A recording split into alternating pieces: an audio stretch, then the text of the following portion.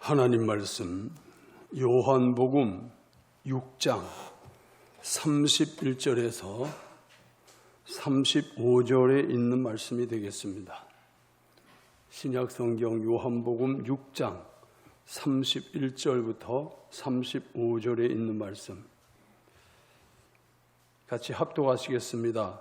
기록된 바 하늘에서 그들에게 떡을 주어 먹게 하였다 함과 같이 우리 조상들은 광야에서 만나를 먹었나이다. 예수께서 이르시되 내가 진실로 너희에게 이르노니 모세가 너희에게 하늘로부터 떡을 준 것이 아니라 내 아버지께서 너희에게 하늘로부터 참떡을 주시나니 하나님의 떡은 하늘에서 내려 세상에 생명을 주는 것이니라. 그들이 이르되 주여 이 떡을 항상 우리에게 주소서. 예수께서 이르시되 나는 생명의 떡이니 내게 오는 자는 결코 줄이지 아니할 터이요 나를 믿는 자는 영원히 목마르지 아니하리라. 아멘. 요즘 젊은 세대를 가르쳐서 N4 세대라 그렇게 말을 한다고 그럽니다. 이 N4 세대란 말은 취업시장에서 생겨난 신조어입니다. 어려운 사회적 상황으로 인해서 취업도 힘들고 또 결혼이나 여러 가지를 포기해야 되는 이런 세대를 가르쳐서 M4 세대라 그래요. 과거에는 3포 세대란 말이 있었어요. 이것은 연애 혹은 결혼, 출산을 포기해야 되는 이 상황을 가르쳐서 3포 세대라고 그랬는데 그것이 조금 더 발전이 돼서 5포 세대, 이 3포 세대에다가 내 집 마련도 포기하고 인간관계도 포기해야 되는 상황이 5포 세대라. 그런데 여기 좀 더 해서 7포 세대가 나왔어요. 이 5포 세대에다가 꿈도 버리고 희망도 버리는 이것을 7포 세대라. 그런데 더 나아가서 지금 N포 세대 그러는데 뭐 특정 숫자를 어떻게 헤아릴 수 없을 만큼 포기해야 될 게 너무 많다. 이만큼 우리 경제 사정이 불안하다. 이런 이야기를 우리에게 보여주고 있는 것입니다. 참 불행한 사회적 실태를 드러내는 용어이기도 합니다.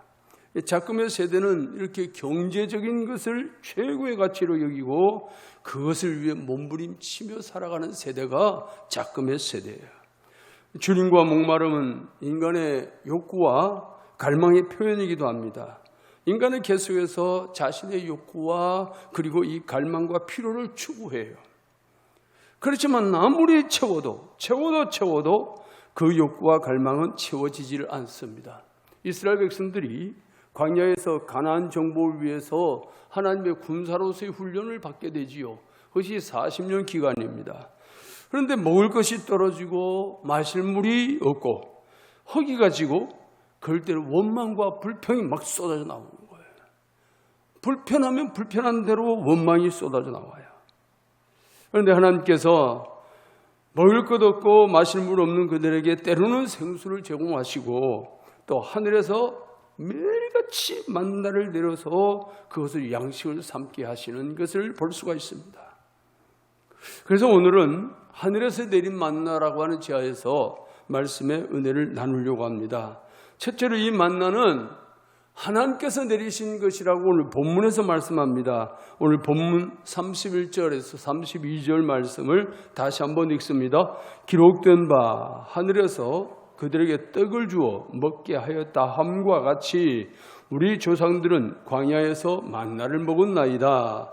예수께서 이르시되 내가 진실로 너희에게 이르노니 모세가 너희에게 하늘로부터 떡을 준 것이 아니라 내 아버지께서 너희에게 하늘로부터 참떡을 주시나니. 이스라엘 백성들은 모세가 기도해서 하늘에서부터 만나를 내리게 하는 줄 알았어요. 물론 모세가 기도했지요. 하나님, 이 백성들이 먹을 것이 떨어지고 마실 물이 없고 나는 어떻게 해볼 방법이 없는데 어찌하면 좋습니까? 그럴 때 하나님이 만나를 내려주신 건 맞아요. 그러나 모세가 기도했기 때문에 만나가 내려온 건 아니에요. 하나님께서 모세로 하여금 기도할 수밖에 없는 상황으로 몰고 들어가신 것뿐이고 실제로는 하나님의 의도에 의해서 이 만나가 내려진 것이란 말이에요. 그런데 이스라엘 백성들은 모세가 기도해서 내려줬다고 이렇게 생각한 거예요. 그런데 우리 예수님께서 바로잡아 주십니다. 모세가 너희에게 하늘로부터 떡을 준 것이 아니라 내 아버지께서 너희에게 하늘로부터 참떡을 주시나니. 하나님께서 내려주셨다. 오늘 본문의 말씀은 예수님께서 오병이어의 기적을 행하신 후에 하신 말씀이에요. 소년이 제공한 보리떡 5개하고 물고기 2마리를 가지고 남자 장정만 해도 5,000명이 넘는 이 숫자를 배불리 먹이고도 12광줄이 가득히 거두었다 그러십니다. 그런데 광야에서 일으킨 이 기적을 보고 사람들이 열광합니다. 예수님을 더 찾고 따라다니는 거예요. 이들은 기적을 베푸신 주님의 참뜻이 무엇인지 거기는 관심이 없어요. 지금 배불리 먹여준다는데 여기에 지금 관심을 갖고 있어요. 육적인 피로만을 채우기 위해서 예수님을 찾고 따라다녔어요. 요한복음 6장 26절에 이런 말씀이 있죠. 예수께서 대답하여 이르시되 내가 진실로 진실로 너희에게 이르노니 너희가 나를 찾는 것은 표적을 본 까닭이 아니요 떡을 먹고 배부른 까닭이라. 표적을 보았다고 하면 그 표적을 통해서 하시는 메시지가 있을 텐데 거기는 관심이 없어요. 그냥 먹고 배부른 까닭이로다. 여기 이제 찾는다고 하는 이 단어는 주님을 아주 간절하게 찾는 거예요. 그냥 찾는 게 아니라 아주 간절하게 열망을 가지고 찾고 구하는 그런 상황이에요. 그러니까 이들이 예수님을 찾는다고 하는 것은 먹고 배부른 까닭에 지금도 배가 고프니까 또 먹을 것을 주시지 않나. 그래서 예수님을 그렇게 찾는다. 그런데 이것은 오늘날도 마찬가지예요. 오늘날도 그렇게 예수님을 찾는 사람들이 많이 있어요. 많이 있어요. 이 사람들이 나중에 어떻게 돼요? 예수님을 십자가에 못 박으라고 아우성치던 군중들이 바로 이 사람들이에요. 예수님을 통해서 그렇게 먹고 배부른 이런 체험이 있는 이 사람들이 예수님을 뒤로 등을 돌려요. 왜 그랬을까요? 늘 자기들의 배를 채워줄 줄 알았는데 십자가에 잡혀 돌아가시는 예수님 보니까 아니거든. 별 볼 일 없이 체포되고 별 볼 일 없이 고문당하고 별 볼 일 없이 십자가 지고 끌려가고 실망을 하는 거예요. 그래서 십자가 못 박으라고 오히려 외치는 군중들이 바로 이렇게 예수님 따라다니는 사람들. 놀랍게도 현재 능동틀었습니다. 지금까지도 자신의 욕구와 갈망을 채우기 위해서 그 목적으로 예수님을 찾는 사람들이 있다는 거예요. 그게 안 되면 예수님을 등져버리는 거예요. 본문의 배경이 되는 이 당시 상황을 보면 이스라엘이 로마 제국의 식민지로 있었을 때죠. 세금과 수탈이 얼마나 심했는지 몰라요. 우리 일제시대를 겪어본 사람들은 다 아는 이야기예요. 이건 그 당시에 한국 사람들은 일본 사람들이 눈으로 볼 때는 사람으로도 보질 않았단 말이에요. 그러니까 남의 나라에 식민 생활을 하면 이게 사람 구실을 못하는 거예요. 지금 이스라엘 백성들도 마찬가지예요. 로마 제국의 식민지로 있는 거예요. 속국으로 있는 거예요. 얼마나 세금을 뜯어가는지 말도 못해요. 그러니까 겨우 먹고 사는 시대예요. 그런데 예수님께서 광야에서 5,000명을 먹이고도 12광주리를 남기는 기적을 행하셨으니까 이 당시 사람들 눈이 뒤집어지는 거예요. 어떻게 이런 일이 있을 수 있냐.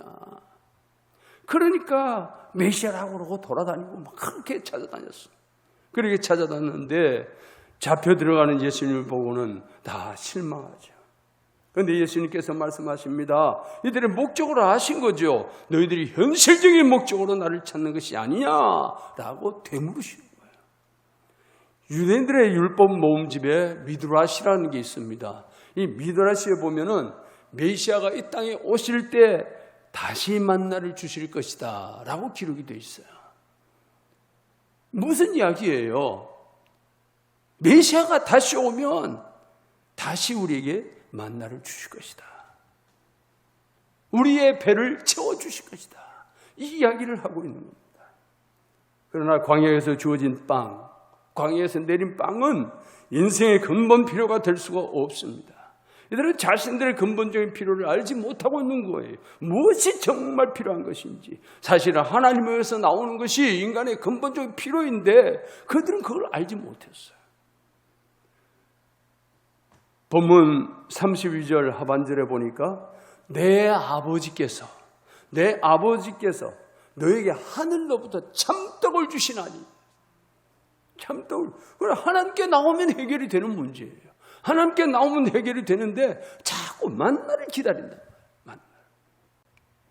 시편 42편 1절 말씀 우리 같이 한번 읽어보십시다. 하나님이여 사슴이 시냇물을 찾기에 갈급함같이 내 영혼이 주를 찾기에 갈급하니이다. 사슴이 시냇물을 찾아. 그럼 뭐 이스라엘 나라는 물 찾기가 어렵다고 그랬잖아요. 시냇물 찾기에 갈급한 것처럼 내 영혼이 주를 찾기에 갈급합니다.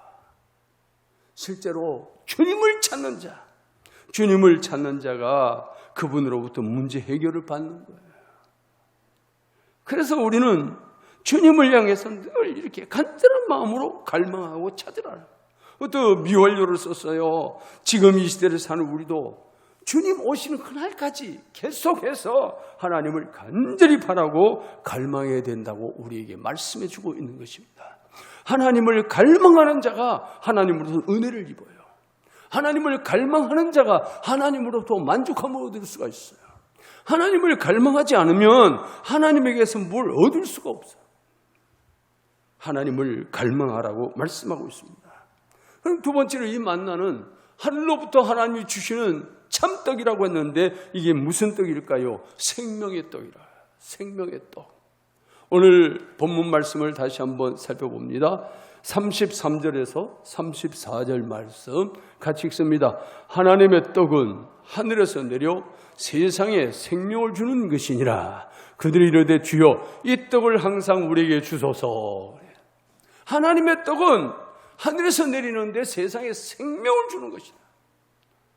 광야 시대에 내려왔던 만나는 육신의 양식으로 채워서 육신이 살게 하려고 주신 떡이었지만 그러나 주님이 정작 주시려고 하는 그 떡은 세상에 생명을 주려는 떡이다. 말씀하고 있어요.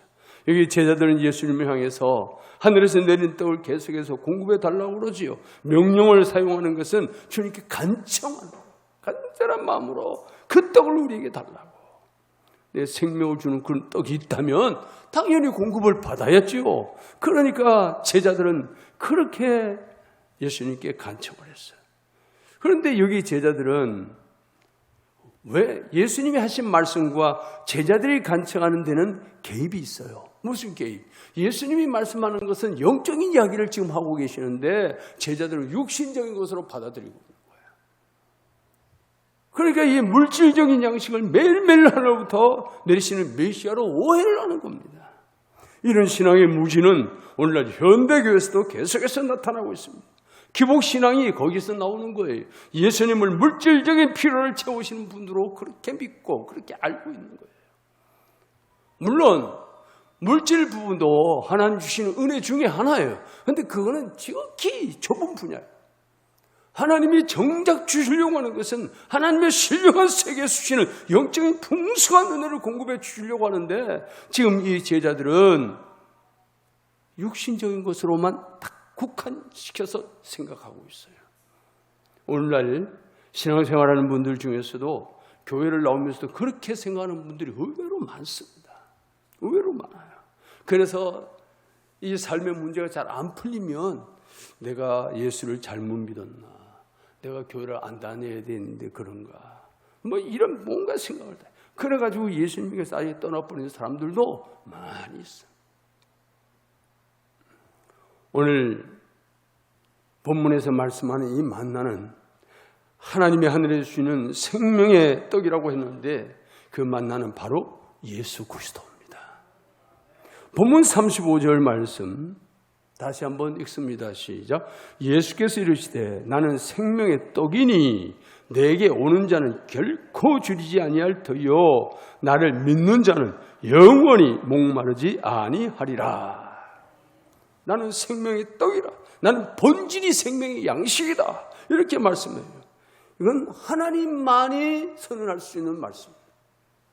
세상의 사람은 누구도 이 말 할 수가 없어요. 모세에게 나타나신 여호와 하나님, 예수 그리스도의 여호와 하나님, 그분이 말씀하는 거예요.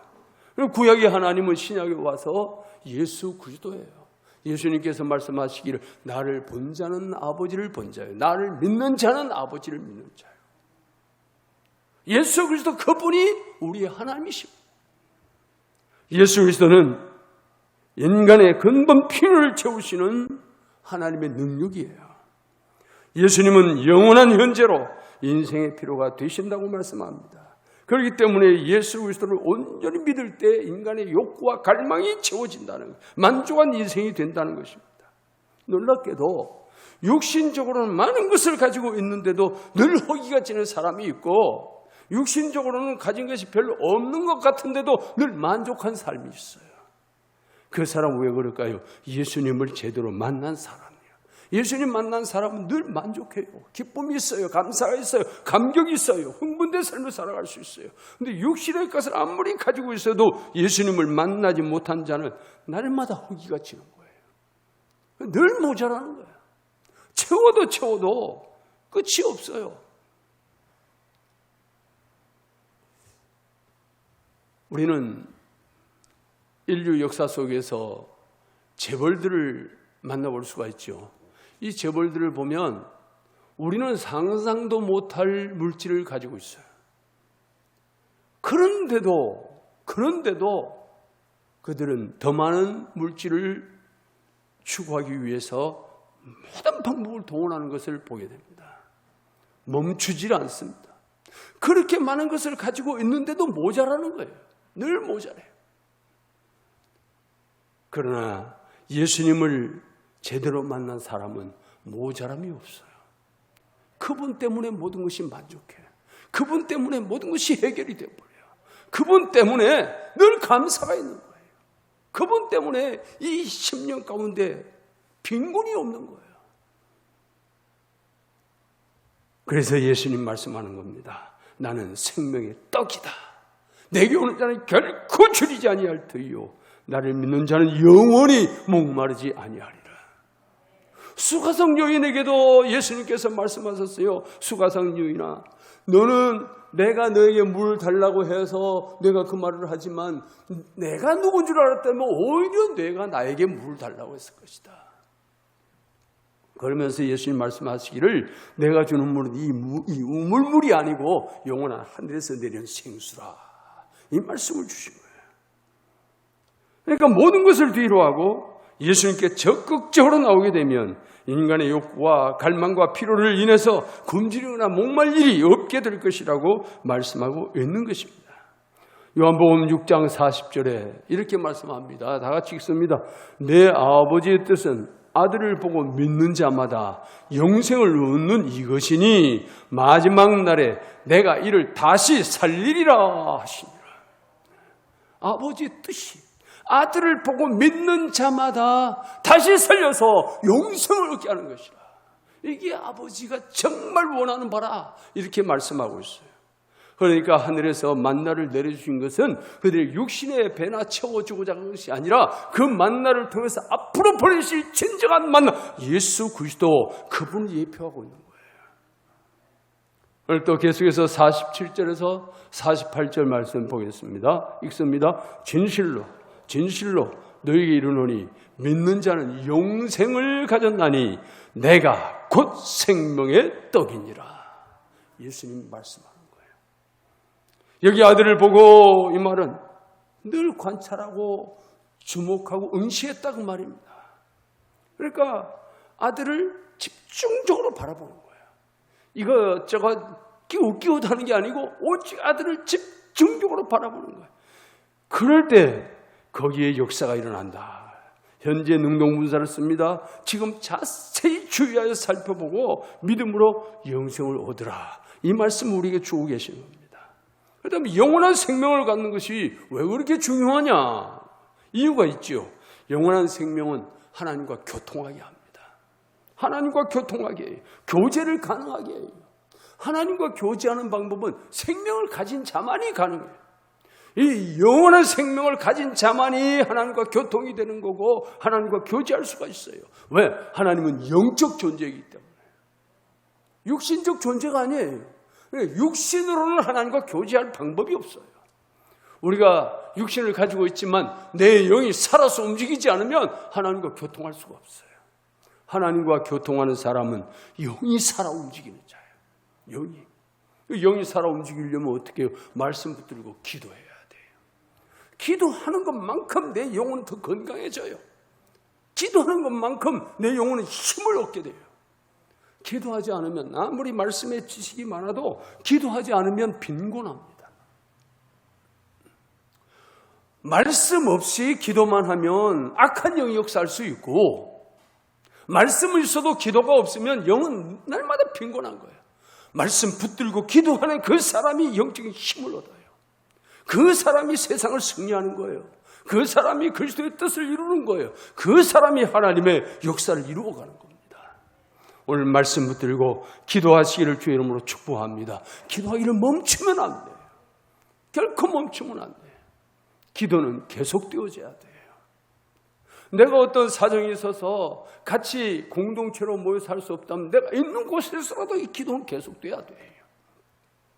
가급적이면 성도들이 모여서 합심해서 기도하는 것이 더 중요합니다. 성경에 보면 두 사람이 합심하여 내 이름으로 기도하면 내가 그들을 위하여 내가 역사할 것이다. 주님이 말씀해요. 내가 혼자서 기도하는 것도 중요합니다. 그것도 필요합니다. 해야 돼요. 해야 되지만 더 중요한 것은 두 사람 이상이 모여서 합심해서 기도하는 거예요. 이 합심 기도가 얼마나 능력이 있는지 몰라요. 합심이라는 게 무슨 말? 둘이 모여 앉아만 있다고 합심이 아니고 마음을 모아야 된다. 한 목적을 향해서 마음을 모아서 같이 기도하면 역사가 일어난다. 자, 그렇다고 하면 우리가 한 자리에 모여서 기도하는 것도 중요한 일이고 우리가 흩어져 있어도 같은 목적을 가지고 같이 기도하면 그 합심이 되는 거예요. 그래서 오늘 우리는 하나님 앞에 말씀 붙들고 교회를 위해서 기도하고 때로는 나라와 민족을 위해서 기도하고 국가의 지도자, 교회의 지도자 위해서 기도하는 이 기도할 때에 하나님의 역사는 일어나는 겁니다. 그래서 오늘 우리는 하나님과 늘 교통하는 삶을 살아야 돼요. 첫사람 아담과 하와는 에덴 동산에서 하나님과 자유롭게 교통했어요. 교제했어요. 그러나 죄 지은다면 하나님과 완전히 단절되어 버렸어요. 이 에덴 동산의 뜻은 기쁨이라는 뜻이 있어요. 에덴, 기쁨. 그런데 에덴 동산이 인간이 죄를 짓기 전에 기쁨이 넘쳤지. 기쁨이 넘쳤죠. 인간이 죄를 짓고 나서부터는 그 기쁨을 잃어버리는 거예요. 땅이 저주를 받는 거예요. 온 만물이 저주를 받아. 그래서 인간에게는 날마다 화살을 쏴야 되는 거예요. 왜? 인간의 죄 때문에 자기들이 저주를 받았다. 인간의 죄 때문에. 그래서 자연도 인간이 관리하지 않으면, 땀을 흘려 관리하지 아니하면 자연도 인간 편에 서주지 않습니다. 철저하게 관리해야 돼요. 잘 관리해. 땀을 흘려서 관리해야 유익을 얻지. 땀을 흘려서 관리하지 않으면 자연도 인간에게 자꾸 해를 가져다 준단 말이에요. 오늘 우리는 다시 한번 본문의 말씀을 기억하면서 우리 예수님이 생명의 떡으로 오셔서 믿는 자에게 영원한 생명을 주시고 우리 이 생명이 회복된 자들이 하나님과 교통하고 교제한다고 하는, 그래서 하나님의 자녀가 된다고 하는 이 진리를 다시 한번 가슴에 새기면서 우리의 근본적인 필요는 물질보다도 영원한 생명이고 영원한 생명을 얻는 일이 더 시급하다. 영원한 생명을 위해서 우리 자신을 헌신하고 하나님 앞에 드리게 되면 육신의 문제는 하나님께서 알아서 해결해 주시는 거예요. 하나님께서 말씀하십니다. 너희의 필요를 내가 더 먼저 알고 있다. 먹고 마시고 입는 거 내가 더 먼저 알고 있다. 그러나 너희는 하나님의 나라와 하나님의 의를 구하라. 그리하면 내 이 모든 것을 채워주리라. 하나님의 말씀이에요. 오늘 우리 성도를 영원한 만나, 영원한 생명으로 오신 예수 그리스도를 보내신 하나님의 뜻을 따라서 승리하는 거룩한 은혜가 날마다 나타나기를 예수님의 이름으로 축복합니다. 예수님의 이름으로 축복합니다.